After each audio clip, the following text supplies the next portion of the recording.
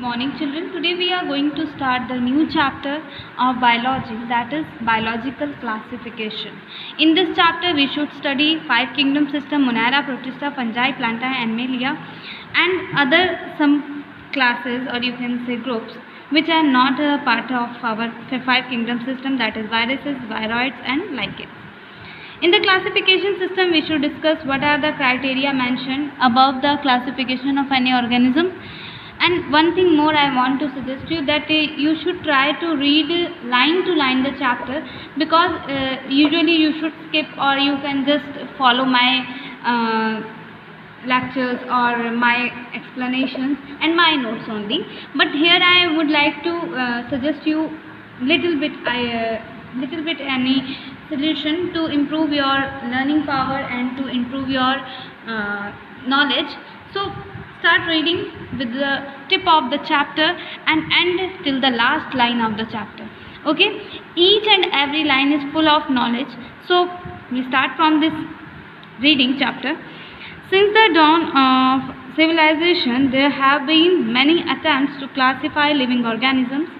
It was done instinctively, not using criteria that were scientific, but born out of a need to use organisms for our own use, for food, shelter, and clothing. Aristotle is also known as, was also known as Arastu.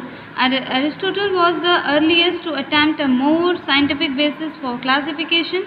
He used simple morphological characters to classify plants into trees, shrubs, and herbs. He also divided animals into two groups: those which had red blood and those did not. Starting paragraph आपका ये कह रहा है कि जब civilisation शुरू हुआ, उसके बाद फिर क्लासिफिकेशन सिस्टम भी शुरू किया गया, क्योंकि हम एनिमल्स को, प्लांट्स को अपने फूड, अपने क्लोथिंग, अपने शेल्टर के लिए यूज़ कर रहे थे। उसी दौरान आपके बीच हमारे एक साइंटिस्ट आए, जो मतलब क्लासिफिकेशन इतना तो कोई ध्यान देता नहीं था, लेकिन वो थोड़े साइंटिफिक नेचर के थे, हर चीज़ों में थोड़ा साइंटिफिक क्राइटेरिया ढूंढने की कोशिश करते थे। तो उनका नाम था अरस्तु। अरस्तु ने बहुत सारी चीज़ें हमें बताई। तो अरिस्टोटल ने एक क्लासिफिकेशन किया, जिसमें उन्होंने सारे living organism including plants and animals, micro organism, सबको दो क्राइटेरिया में बांट दिया। ठीक है, एक तो प्लांट हो गए, एक एनिमल्स। एनिमल्स में भी उन्होंने तीन कैटेगरी बना दी: ट्री, शर्ब्स एंड हर्ब्स। बड़े पेड़, छोटी झाड़ झंखाड़ और छोटे हर्ब्स। ठीक है, कांटे वाले, और जानते हैं आप लोग हर्ब्स और शर्ब्स। और उसने एनिमल्स को दो क्राइटेरिया लेके डिवाइड किया: एक वो जिनमें लाल खून होता था, एक वो जिनमें लाल खून नहीं होता था। ठीक है, तो ये उन्होंने क्राइटेरिया बनाया। फिर ज़्यादा दिन तक ये क्लासिफिकेशन चल नहीं पाया।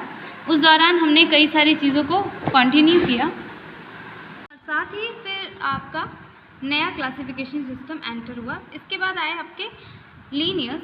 इन Linnaeus time two kingdom system of classification with Plantae Animalia kingdom was developed that included on plants and animals respectively. This system was used till very recently. This system did not distinguish between the eukaryotes and the prokaryotes. It's a very important point in this classification. Unicellular and multicellular, photosynthetic and non-photosynthetic organism. Classification of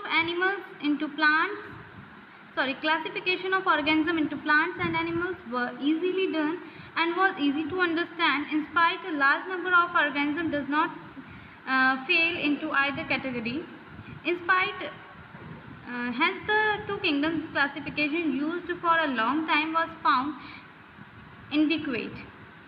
A need was also felt for including besides gross morphology and other characteristics like cell structure, nature of wall, mode of nutrition, habitat, methods of reproduction, evolutionary relationship, etc.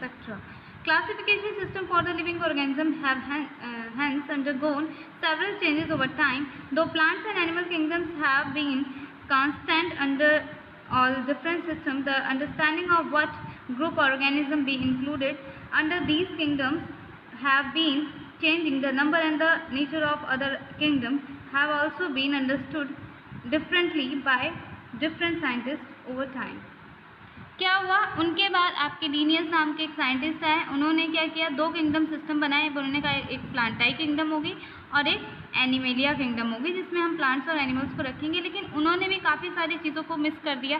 पहली चीज़ तो eukaryotes और prokaryotes organism को differentiate नहीं किया, किन में eukaryotic cell पाई जाती है, किस में प्रोकैरियोटिक, ये उन्होंने डिफ्रेंशिएट नहीं किया। इसके साथ उन्होंने फोटोसिंथेटिक नॉन फोटोसिंथेटिक प्लांट और मतलब ऑर्गेनिज्म को डिफ्रेंशिएट नहीं किया कि जैसे फंजाई आपकी नॉन फोटोसिंथेटिक है, वो भी प्लांट में है, और जो प्लांट्स हैं वो तो ऑलरेडी प्लांट्स में है ही। आपको पता है फंजाई सड़ी गली चीज़ों पे उगती है, लेकिन उसको भी प्लांट किंगडम में डाल रखा था। यूनिसेलुलर और मल्टीसेलुलर ऑर्गेनिज्म में भी कोई डिफ्रेंशिएशन नहीं किया था उन्होंने। इसके साथ साथ आपके कई सारी चीज़ें इसमें छूट रही थी, और साथ ही साथ बहुत सारे ऑर्गेनिजम्स थे जो उन दोनों किंगडम में भी नहीं आ रहे थे, बचे हुए थे। तो काफ़ी दिनों तक तो ये किंगडम सिस्टम हमारे साथ चली, लेकिन कुछ चीज़ें छूट गई, जैसे mode of nutrition, wall of nature, ये सारी सेल वॉल कैसी होनी चाहिए, कैसा रिप्रोडक्शन का मोड है, इवोल्यूशनरी रिलेशनशिप, किस चीज़ से कौन इवोल्यूट करके क्या बना, ये सारी चीज़ें भी होनी चाहिए थी जो कि उस किंगडम सिस्टम में नहीं थी। और बीच बीच में कई सारे साइंटिस्ट आते गए और अपनी अपनी चीज़ें बताते गए, और फाइनली ये किंगडम सिस्टम भी फ्लॉप हो गया, और हमारे बीच एक नया किंगडम सिस्टम आया। उसको दिया एक हमारे साइंटिस्ट ने, जिनका नाम था R.H. विटकर। इन्होंने 1969 यानी कि 1969 में प्रपोज किया 5 किंगडम सिस्टम, और जिसमें काफ़ी सारे क्वेश्चंस के आपको आंसर्स में मिल जाएंगे।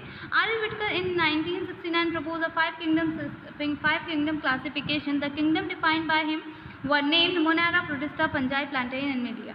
The main criteria for classification used by him include cell wall, cell structure, ये सबसे इंपॉर्टेंट चीज़ है। उन्होंने क्लासिफिकेशन के लिए क्या क्या चीज़ें यूज़ की थी, एक सेल का स्ट्रक्चर, दूसरा थैलस ऑर्गेनाइजेशन यानी कि बॉडी की ऑर्गेनाइजेशन कैसी है, मोड ऑफ न्यूट्रिशन कैसा है, कैसे वो खाना खाते हैं, रिप्रोडक्शन कैसा करते हैं, फेलोजेनेटिक रिलेशनशिप यानी कि कैसे एक दूसरे से रिलेशनशिप है, मतलब बिल्ली और शेर दोनों एक दूसरे की तरह हैं, एक ही फैमिली से बिलोंग करते हैं, लेकिन क्यों, कौन सी चीज़ ऐसी मैच करती है उनमें। Gives a comparative account of different characteristic of 5 kingdom system. ठीक है, तो ये आज के लिए इतना मैंने शॉर्ट में बता दिया है, लेकिन आपको पीछे के किंगडम सिस्टम के बारे में भी जानना है कि 2 किंगडम सिस्टम इसके पहले आए और दोनों फ्लॉप हो गए। क्यों फ्लॉप हुए, इसके बारे में आप बात जरूर करेंगे। और ये टेबल जो है आपको ये अपनी नोटबुक में बनाना है, और कोशिश करिए कि आप तैयार कर लें इसको धीरे धीरे करके। Okay, thank you and that's all for today.